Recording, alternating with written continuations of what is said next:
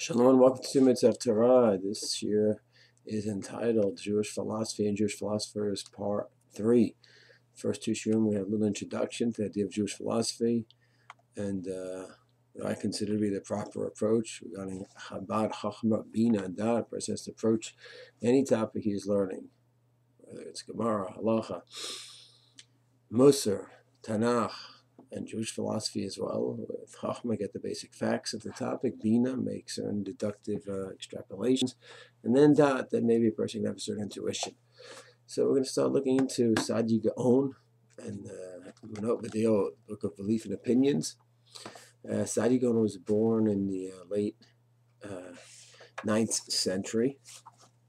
Exact year was 882 CE. He was born in Egypt.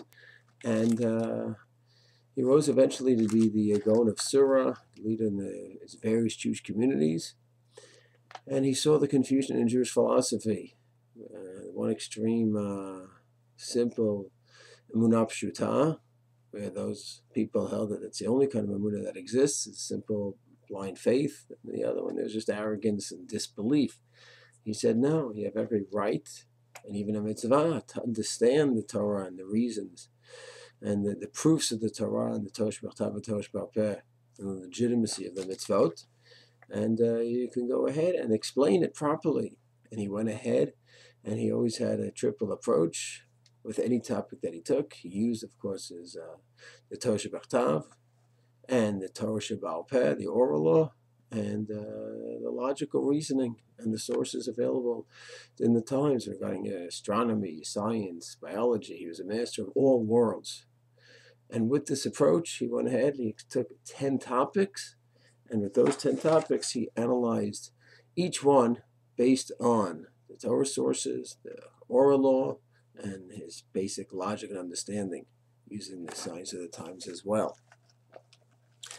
And he would explain what the other opinions on the topic held, and then he explained why the Torah opinion is the correct one. And he did this with 10 topics, including the creation of the world, God's unity, the commandments of God, the Torah, man's freedom, virtue and vice, man's soul and its immortality, the doctrine of resurrection, the age of Mashiach and Israel's redemption, reward and punishment in the hereafter, and the golden means. And that's basically an overview of Saadya Gaon's work. It's really the first systematic work of Jewish philosophy. We should know, of course, Tanakh has endless ideas of Jewish philosophy, but it's a pasuk here and a pasuk there, and one would have to put things together. So too in the Midrashim and the Gemara, you have to organize a Jewish philosophy on your own, or extrapolate it using the help of others. You don't have one organized Jewish philosophy coming out, a systematic philosophy coming out of the Tanakh and the Torah Sheba'al Peh. So Rav Saadya Gaon, when he put it together over 1,000 years ago, this really was the first systematic, organized work on Jewish philosophy, where he goes ahead and step by step goes over what he thinks the proper approach in Jewish philosophy is to these 10 major topics. So it really is a groundbreaking work, and the first of its kind, as far as I know. And Yetz Hashem, in Shir number 4 in Jewish philosophy, we'll look into the book itself. Shalom.